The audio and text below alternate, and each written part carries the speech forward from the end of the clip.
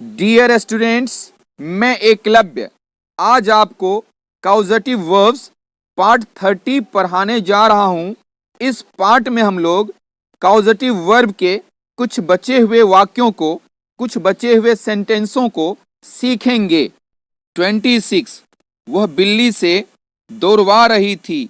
इस वाक्य में क्रिया के द्वितीय प्रेरणार्थक रूप का प्रयोग हुआ है, इसलिए इस सेंटेंस का अनुवाद या तो सेकंड स्ट्रक्चर या थर्ड स्ट्रक्चर के आधार पर करेंगे, लेकिन यहाँ ऑब्जेक्ट है बिल्ली से, इसीलिए सेंटेंस का अनुवाद हम लोग सेकंड स्ट्रक्चर के आधार पर करेंगे।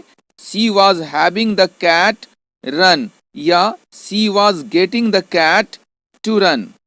27 वह तुमसे क्या लिखवाता है।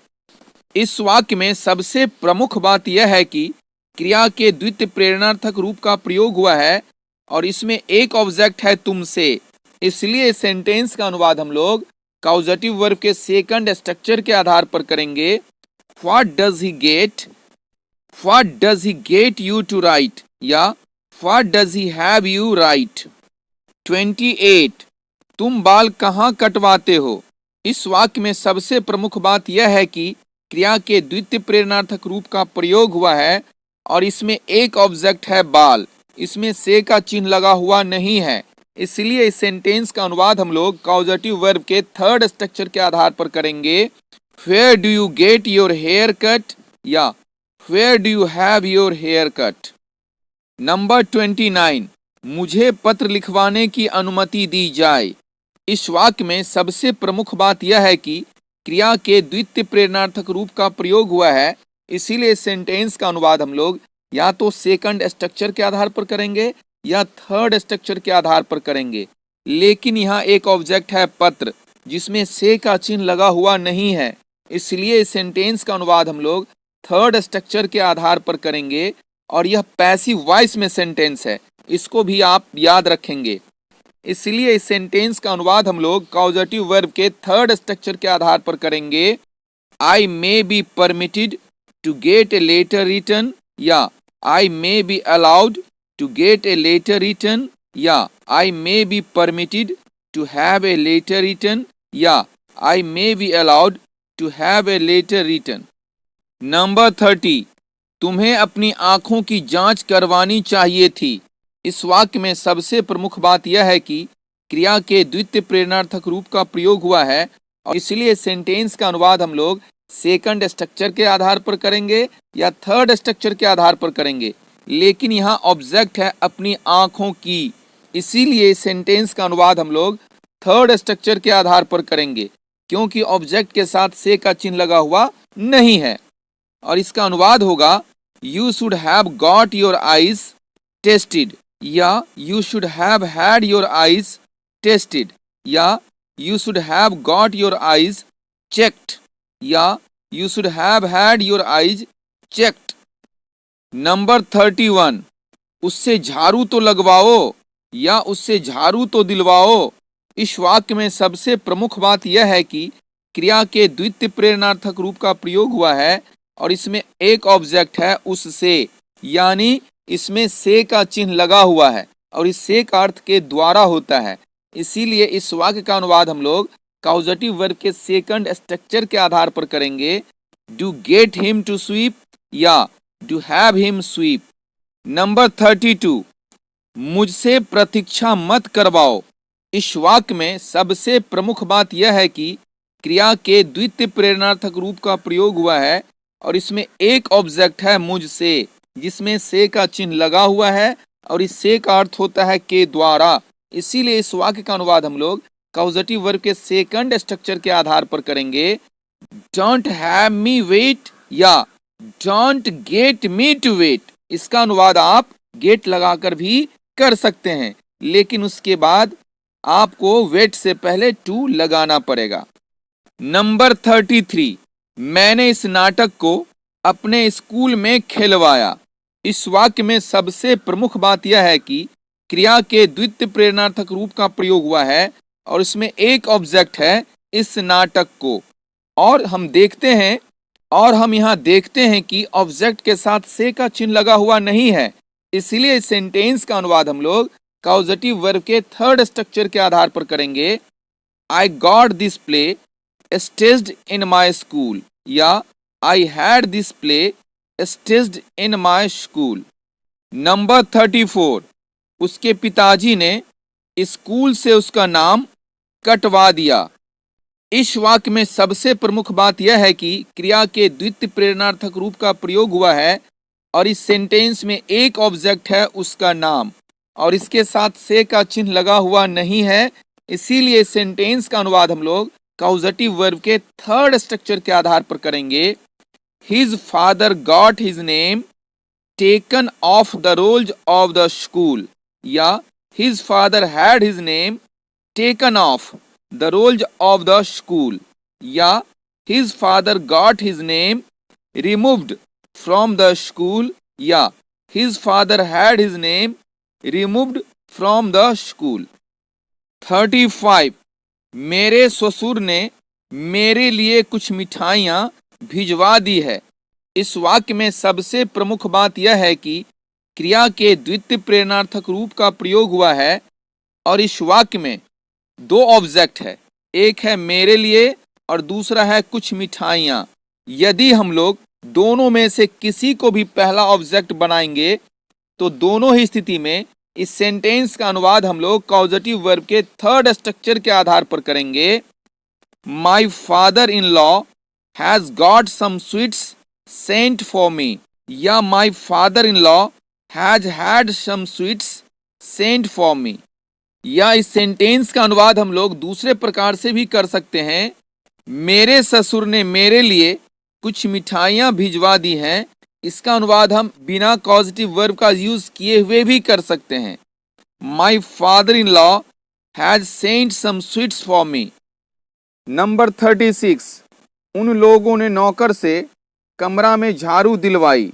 इस वाक्य में सबसे प्रमुख बात यह है कि क्रिया के द्वितीय प्रेरणार्थक रूप का प्रयोग हुआ है और सब्जेक्ट उन लोगों के अलावा एक ऑब्जेक्ट नौकर से ऐसा है जिसके साथ से का चिन्ह लगा हुआ है और इस से का अर्थ के द्वारा होता है। इसलिए इस वाक्य का अनुवाद, इस सेंटेंस का अनुवाद अंग्रेजी में कॉजेटिव वर्ब के सेकंड स्ट्रक्चर के द्वारा होगा। They had the servant broom in the room या they got the servant to broom in the room. Number 37, उनकी लड़की ने अपनी फोटो खिंचवाई है। इस वाक्य में सबसे महत्वपूर्ण बात यह है, सबसे प्रमुख बात यह है कि क्रिया के द्वितीय प्रेरणार्थक रूप का प्रयोग हुआ है और इस सेंटेंस में सब्जेक्ट उनकी लड़की ने के अलावा अपनी फोटो एक ऐसा ऑब्जेक्ट है जिसके साथ से का चिन्ह लगा हुआ नहीं है।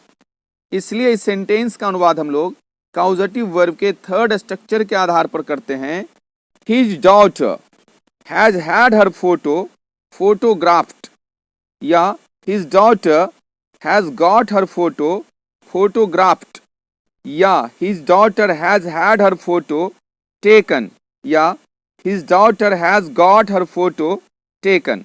नंबर 38, कल तक अपना नाम अवश्य लिखवा लो या कल तक अपना नाम अवश्य दर्ज करवा लो। इस वाक्य में सबसे प्रमुख बात यह है कि क्रिया के द्वितीय प्रेरणार्थक रूप का प्रयोग हुआ है। इसलिए इस सेंटेंस का अनुवाद या तो सेकंड स्ट्रक्चर के आधार पर होगा या थर्ड स्ट्रक्चर के आधार पर होगा। लेकिन इस वाक्य में एक ऑब्जेक्ट अपना नाम ऐसा है जिसके साथ से का चिन्ह लगा हुआ नहीं है। इसलिए इस सेंटेंस का अनुवाद हम लोग केवल थर्ड स्ट्रक्चर के आधार पर ही कर सकते हैं और इसका अनुवाद होगा get your name enrolled by tomorrow या have your name enrolled by tomorrow या get your name registered by tomorrow. Number 39, उसने मुझसे उसको कर्ज तो दिलवा दिया लेकिन अब मेरा रुपया वापस दिलवाने में आनाकानी कर रहा है। इस सेंटेंस में देखिए दो उपवाक्य है। पहला उपवाक्य में दो ऑब्जेक्ट है, मुझसे और उसको। यदि पहला उपवाक्य में मुझसे को पहला ऑब्जेक्ट बनाएंगे तो इस उपवाक्य का अनुवाद कॉजेटिव वर्ब के सेकंड स्ट्रक्चर के आधार पर होगा। यदि उसको पहला ऑब्जेक्ट बनाएंगे तो इस उपवाक्य का अनुवाद थर्ड स्ट्रक्चर के आधार पर होगा। लेकिन दूसरे उपवाक्य में देखिए, वापस दिलवाने में क्रिया का द्वितीय प्रेरणार्थक रूप है, इसलिए इस उपवाक्य का अनुवाद भी कॉजेटिव वर्ब के सेकंड स्ट्रक्चर के आधार पर होगा या थर्ड स्ट्रक्चर के आधार पर होगा। लेकिन इस उपवाक्य में मेरा रुपया एक ऐसा ऑब्जेक्ट है जिसके साथ से का चिन्ह लगा हुआ नहीं है, इसलिए इस उपवाक्य का अनुवाद कॉजेटिव वर्ब के थर्ड स्ट्रक्चर के ही आधार पर होगा। अब हम पूरे वाक्य का अनुवाद देखें। He did get me to give him a loan, but now he is prevaricating in getting my money back. या he did have me to give him a loan, but now he is prevaricating in getting my money back. इस sentence में हम लोगों ने पहला उपवाक्य का अनुवाद causative verb के सेकंड स्ट्रक्चर के आधार पर किया है। यदि आप यहाँ चाहें तो कॉजेटिव वर्ब के थर्ड स्ट्रक्चर के आधार पर भी कर सकते हैं। नंबर 40, हम लोगों ने आग्रह करके उससे दरखास्त दिलवाई, उसकी बहाली करवाई और अब हम लोग ही उसको बर्खास्त करवा रहे हैं। इस वाक्य में देखिए 3 उपवाक्य है। पहला उपवाक्य में क्रिया के द्वितीय प्रेरणार्थक रूप का प्रयोग हुआ है, इसीलिए इस सेंटेंस का अनुवाद दूसरे या तीसरे दोनों स्ट्रक्चर से किया जा सकता है। और इस उपवाक्य में 2 ऑब्जेक्ट है, उससे और दरखास्त। यदि इस उपवाक्य में उससे को पहला ऑब्जेक्ट बनाएंगे तो इस उपवाक्य का अनुवाद कॉजेटिव वर्ब के सेकंड स्ट्रक्चर के आधार पर होगा, और यदि दरखास्त को पहला ऑब्जेक्ट बनाएंगे तो इस उपवाक्य का अनुवाद कॉजेटिव वर्ब के थर्ड स्ट्रक्चर के आधार पर होगा। अब दूसरा उपवाक्य देखिए। इस उपवाक्य में बहाली करवाई क्रिया के द्वितीय प्रेरणार्थक रूप का प्रयोग हुआ है, और इस उपवाक्य में एक ऑब्जेक्ट है उसकी, जिसके साथ से का चिन्ह लगा हुआ नहीं है, इसीलिए इस उपवाक्य का अनुवाद कॉजेटिव वर्ब के थर्ड स्ट्रक्चर के ही आधार पर होगा। तीसरे उपवाक्य में देखिए, क्रिया के द्वितीय प्रेरणार्थक रूप का प्रयोग हुआ है, इसीलिए तीसरे उपवाक्य का अनुवाद भी कॉजेटिव वर्ब के सेकंड स्ट्रक्चर के आधार पर होगा या थर्ड स्ट्रक्चर के आधार पर होगा। लेकिन तीसरे उपवाक्य में उसको एक ऐसा ऑब्जेक्ट है जिसके साथ से का चिन्ह लगा हुआ नहीं है, इसीलिए तीसरे उपवाक्य का अनुवाद हम लोग कॉजेटिव वर्ब के थर्ड स्ट्रक्चर के आधार पर ही करेंगे, सेकंड स्ट्रक्चर के आधार पर नहीं करेंगे। अब हम लोग इस पूरे वाक्य का अनुवाद देखें। We got him to apply an application by requesting, got him reinstated, and now only we are getting him dismissed. या we had him to apply an application by requesting, had him reinstated, and now only we are having him dismissed. यदि पहला उपवाक्य का अनुवाद हम लोग चाहते तो third structure के आधार पर भी कर सकते थे। We got an application applied by him. 41, सरकार ने शांति स्थापित करने के लिए विद्रोह का दमन करवाया। इस वाक्य में सबसे प्रमुख बात यह है कि दमन करवाया क्रिया के द्वितीय प्रेरणार्थक रूप का प्रयोग हुआ है, और इस सेंटेंस में विद्रोह का एक ऐसा ऑब्जेक्ट है जिसके साथ से का चिन्ह लगा हुआ नहीं है, इसीलिए इस सेंटेंस का अनुवाद हम लोग कॉजेटिव वर्ब के केवल तीसरे स्ट्रक्चर के आधार पर करेंगे, और इसका अनुवाद होगा the government got the rebellion suppressed to establish peace, या the government had the rebellion suppressed to establish peace. 42, प्राचार्य अच्छे छात्रों को इनाम दिलवाते हैं। इस वाक्य में सबसे प्रमुख बात यह है कि क्रिया के द्वितीय प्रेरणार्थक रूप का प्रयोग हुआ है, और इस सेंटेंस में 2 ऑब्जेक्ट है, छात्रों को और दूसरा इनाम। इस वाक्य में 2 ऑब्जेक्ट है, पहला है छात्रों को और दूसरा है इनाम।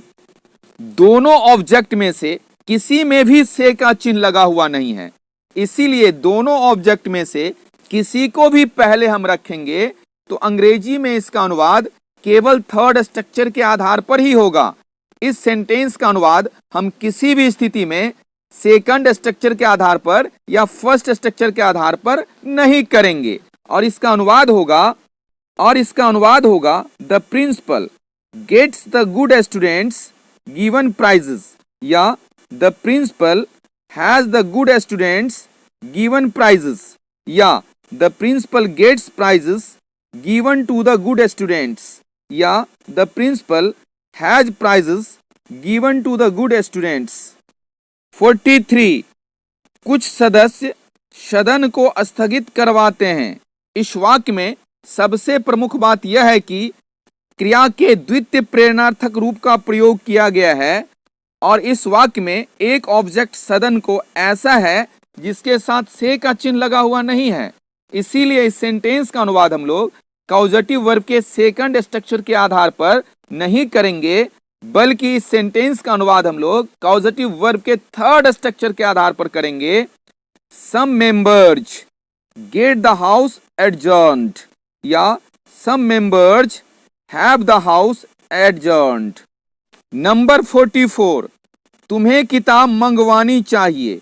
इस वाक्य में सबसे प्रमुख बात है क्रिया के द्वितीय प्रेरणार्थक रूप का प्रयोग हुआ है और दूसरी सबसे प्रमुख बात है इस वाक्य में किताब एक ऐसा ऑब्जेक्ट है जिसके साथ से का चिन्ह लगा हुआ नहीं है।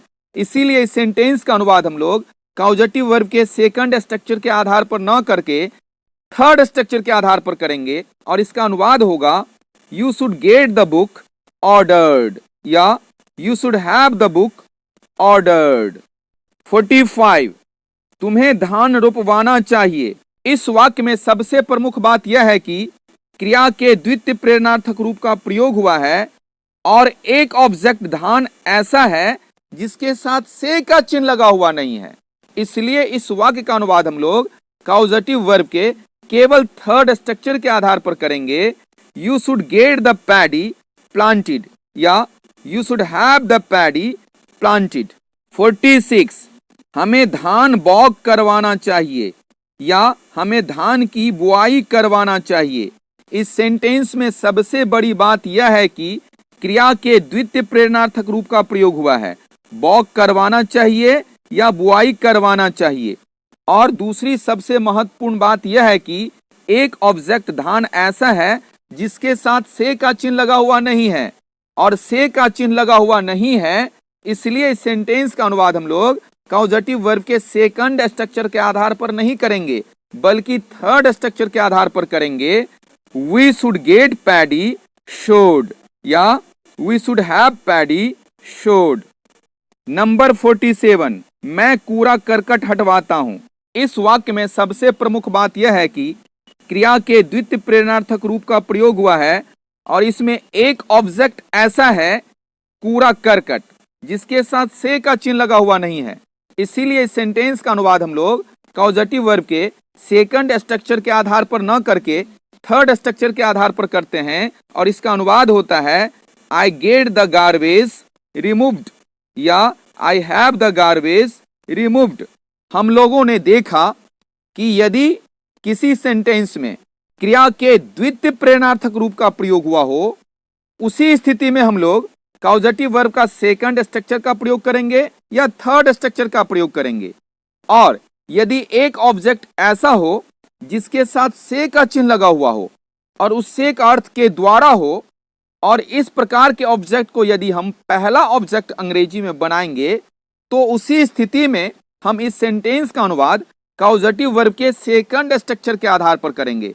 अन्यथा हम किसी भी स्थिति में, किसी भी हालत में, किसी भी परिस्थिति में किसी भी सेंटेंस का अनुवाद हम लोग सेकंड स्ट्रक्चर के आधार पर नहीं करेंगे। डियर स्टूडेंट्स, अब मेरी अगली भेंट आपसे अगले वीडियो में होगी। तब तक के लिए बाय बाय।